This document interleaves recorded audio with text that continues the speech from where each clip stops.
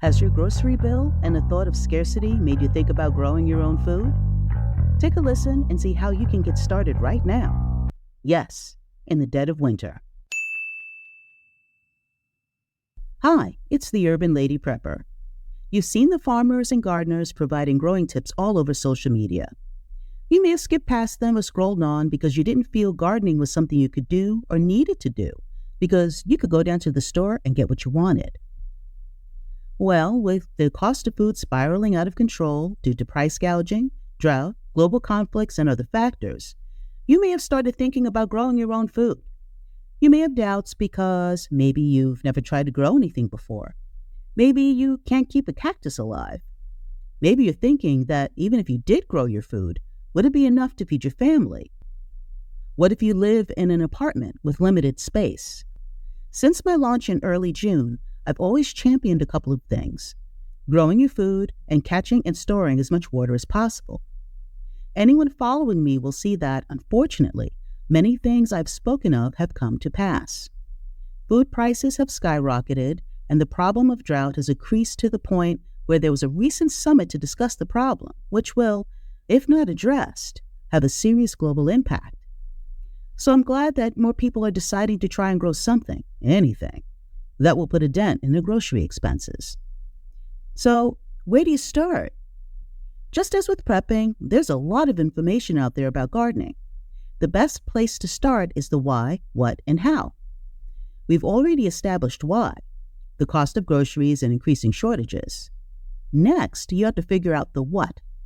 In a previous article that you can find on my website, urbanladyprepper.com, I advised the key to growing and storing food is to put them in categories, starting with the food you love that you can't live without. There's no sense in growing a bounty of vegetables that won't get eaten. Also consider the growing conditions of each plant.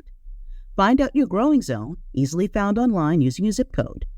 Research the specific needs of each plant, including sunlight, water, and soil requirements, to ensure you're setting them up for success. Choosing wisely will create a diverse and rewarding garden that fits your food preferences and growing conditions. Next, consider food that you don't mind but won't eat all the time.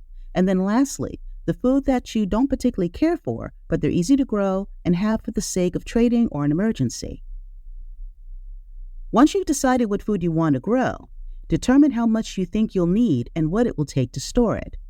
For example, if your family consumes a lot of potatoes are very easy to grow, and you can get a good amount of them. Plus, they can be stored easily for a good while.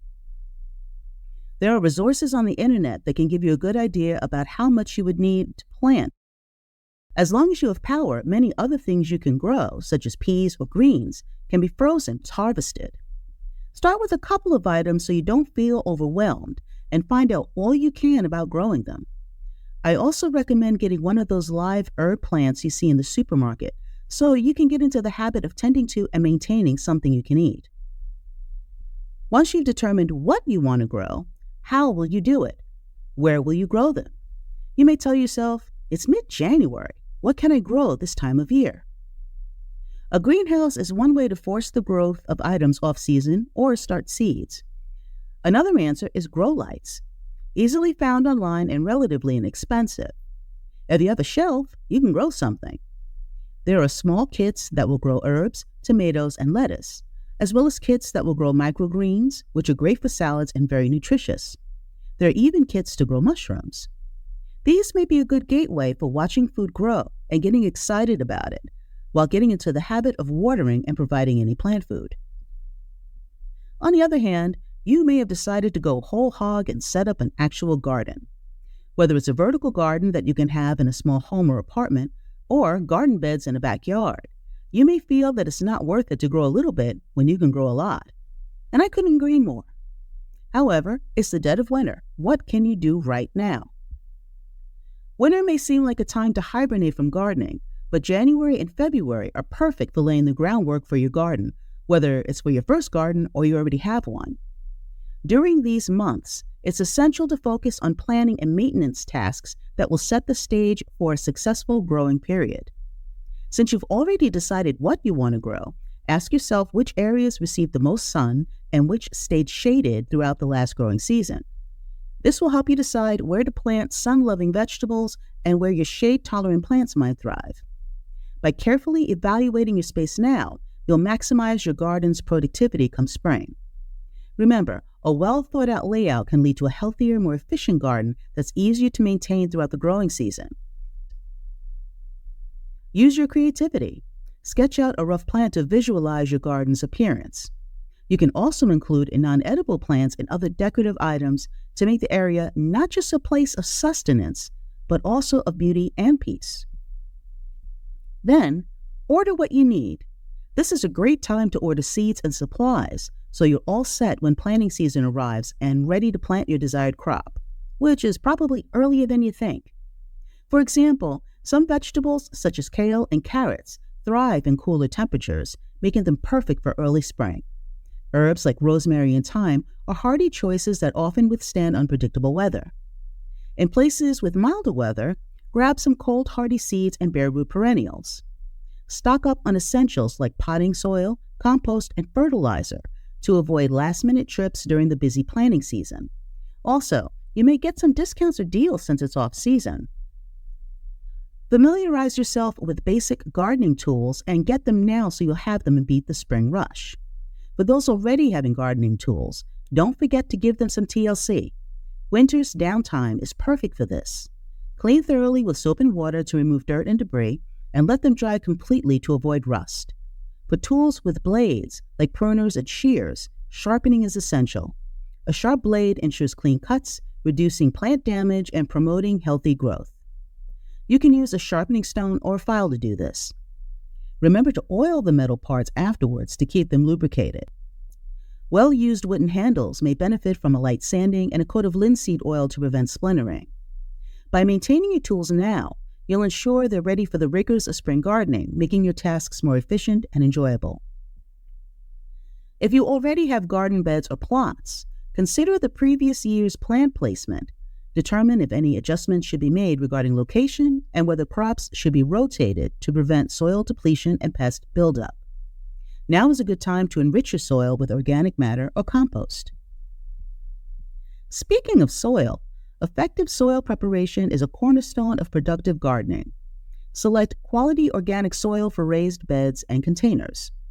If you're planting in the ground, find out the soil composition in your area by checking online or, better yet, with your local extension office, which can provide excellent information specific to your area. I'll include a link to that in my description for the podcast. Check for compaction, drainage issues, and nutrient levels. A simple soil test kit can provide insights into the soil's pH, guiding your amendments approach.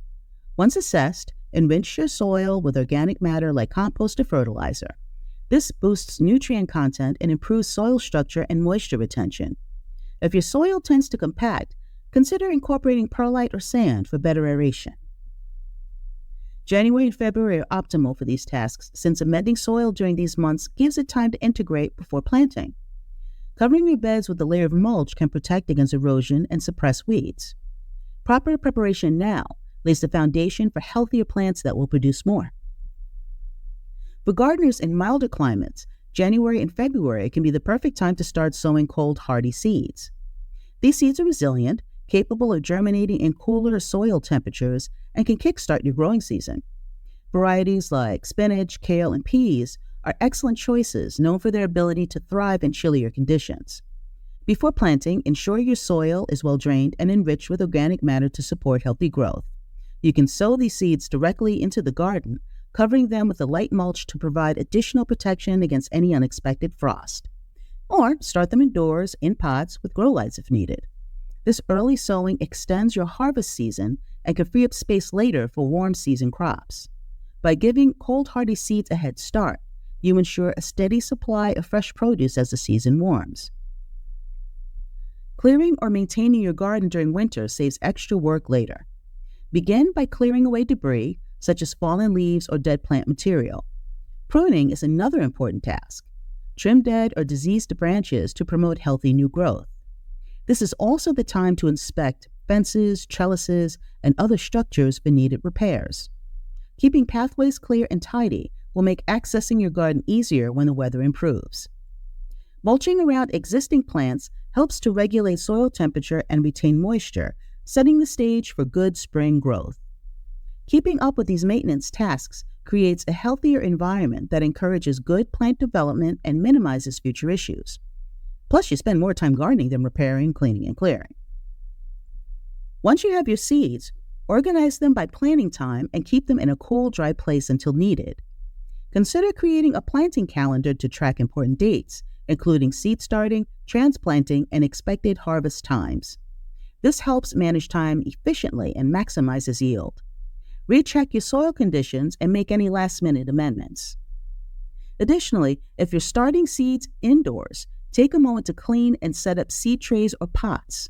This preparation allows you to focus more on planting and less on logistics when spring arrives. Streamlining your process ensures a seamless transition into the growing season, setting the stage for a productive and rewarding garden. Lastly, get any needed water catchment or water system parts. As our water situation continues to deteriorate, consider upping your water game by purchasing things you may need for a water catchment or water storage system in the event of rain shortages. This may also help with the water bill. You want to finalize your plans and get what you need before a rush on supplies. Even if it's something as simple as a rain barrel with a rain chain, you want to ensure you have it before you need it. If you're in an apartment, check with management to ensure there aren't water weight limits or anything like that in the home or terrace. Some places won't allow fish tanks because of the weight or the possibility of water damage. You don't want to risk any liability or violate your lease, so be sure to confirm, and if you are allowed, get that in writing just in case. Water weight is a consideration for any home, so make sure that if you store water anywhere other than outside, the area has sufficient support. Never forget how heavy water is. I'm excited for you to begin your food growing journey. There's nothing more exciting than watching something you planted grow, harvesting it, and eating it. There's a level of pride and appreciation for the work involved that will make you respect food and farmers much more than you probably do now. It also reinforces the idea that you can do this. Not everything you plant will grow or grow well, but the idea is that you get the basics, decide what works for you, what you can do differently, and improve that plan to get what you want in the amount you want. You'll be less dependent on a system that seems to provide us less and less, but with more questionable additives and processes. I'll provide some links and resources in the podcast notes. Also, take a look at some of the related entries on my website at urbanladyprepper.com. Thanks for listening. Until next time, this is the Urban Lady Prepper signing off. I hope that I've given you some things to think about as you go through the upcoming week. I upload a new podcast every Sunday. Visit my website, urbanladyprepper.com, where I post a new article every Wednesday and Friday. While there, sign up for my weekly newsletter, which contains information that usually isn't on the podcast or website. Subscribe to my YouTube channel and show your support with a donation or buy some Urban Lady Prepper gear. It helps me continue to grow and provide even more content. Join me on the socials. I look forward to hearing from you. Stay safe, stay sharp, and be ready.